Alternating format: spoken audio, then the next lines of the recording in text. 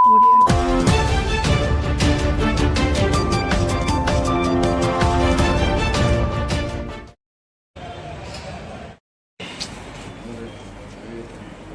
You sir. ముందర చెరు సత్కారం స్టార్ట్ చేద్దాము.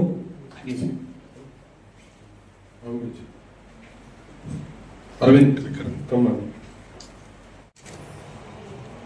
సార్. సార్ ఒక నిమిషం మళ్ళీ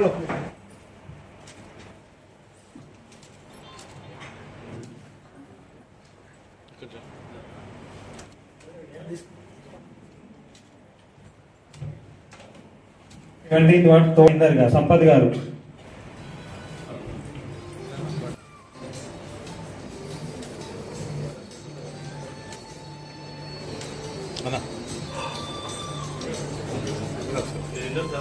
దగ్గర రావాల్సిందే కోరుతూ. నెక్స్ట్ 36th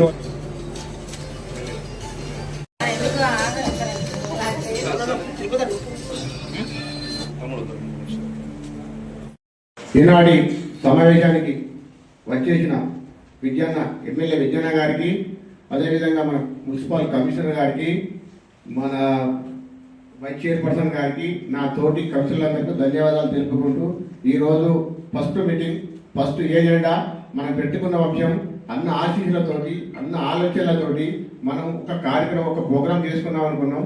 ఆ ప్రోగ్రాం ఉద్దేశించి అన్నగారు మాట్లాడతాడు. అదేవిధంగా మనం కొంచెం బడ్జెట్ కమిషనర్ ఏమంటుందంటే కొంచెం బడ్జెట్ జర లోపమైనట్టుందన్నా, ఏదైనా ఉంటే ఎమ్మెల్యే గారితోటే ఏదన్నా ఫండ్స్ ఏమన్నా మొన్న 15 కోట్ల రూపాయల పెట్టరాదన్నాడు. ఏదన్నా ఒప్పించో మెప్పించో, ముఖ్యమంత్రి వాళ్ళని ఒప్పించో మెప్పించో మా మున్సిపాల్కు ఈ కార్యక్రమానికి 1 కోటి రూపాయలన్నా కేటాయించాలని కోరుకుంటున్నాను. ఈ కార్యక్రమాన్ని ఉద్దేశించి అన్నగారిని మాట్లాడించి కోరుతున్నాను. మున్సిపల్ కౌన్సిల్ సమావేశంలో బడ్జెట్ ఆమోదించుకోవడం కోసం చైర్మన్ గౌరవ నుగిళ్ళ మల్లన్న గారు మరి వారి అధ్యక్షతన జరిగినటువంటి సమావేశంలో బడ్జెట్ను ఆమోదించుకోవడం జరిగింది. దాంతోపాటు పెద్దపల్లి మున్సిపల్ ప్రాజెక్టు సంబంధించి మరి రాబోయే రోజుల్లో ఫస్ట్ సమావేశం కాబట్టి మరి మొన్ననే నూతనంగా కలిసి ఈరోజు ఫస్ట్ సమావేశంలో పాల్గొన్నటువంటి వైస్ చైర్మన్ గారికి, కౌన్సిలర్లకు కూడా శుభాకాంక్షలు తెలియజేసుకుంటూ మరి వాళ్ళ కొత్త సంవత్సరం కొత్త బడ్జెట్లో ఖచ్చితంగా 500 రూపాయలకే మరి చనిపోయినటువంటి పేద కుటుంబాలు ఉంటే వాళ్ళకి దహన సంస్కారాలకు అవకాశం ఇవ్వాలని చెప్పి చైర్మన్ గారు వారు పట్టుదలతో ఉన్నారు. మరి వారి ఆలోచన మేరకు కమిషనర్ గారు మేము ఇంతకుముందే 2 సార్లు డిస్కస్ చేసినాం. తప్పకుండా మరి దానికి ఇంతకుముందు అస్లం చెప్పినట్టు ఇది పర్సనల్ ఏజెండా బాగుండదు. సరే వారి అభిమానానికి కృతజ్ఞత. కానీ దసరా విజయదశమి అంటే విజయానికి ఒక సూచక అది. అంటే మనం ఏ పని మొదలుపెట్టినా హిందూ సాంప్రదాయం ప్రకారంగా విజయదశమి నాడు మొదలు పెడతాం.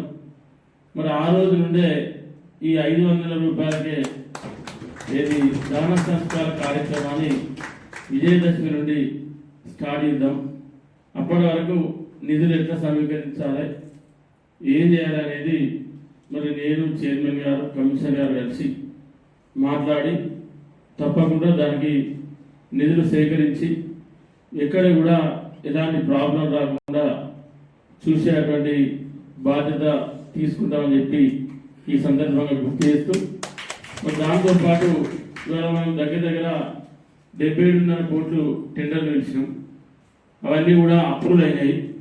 మీకు తొందరలోనే ఒక 15 రోజుల ఈ నెల ఎండింగ్లా 30th అంటే ఏప్రిల్ 1st వీక్లా సీసీ రోడ్లు కానీ, డ్రైన్లు కానీ, అండర్ గ్రౌండ్ డ్రైనేజీలు రోడ్లు మరి మ్యాక్సిమం స్టార్ట్ చేసేటువంటి ఆలోచన చేస్తూ ఉన్నాం.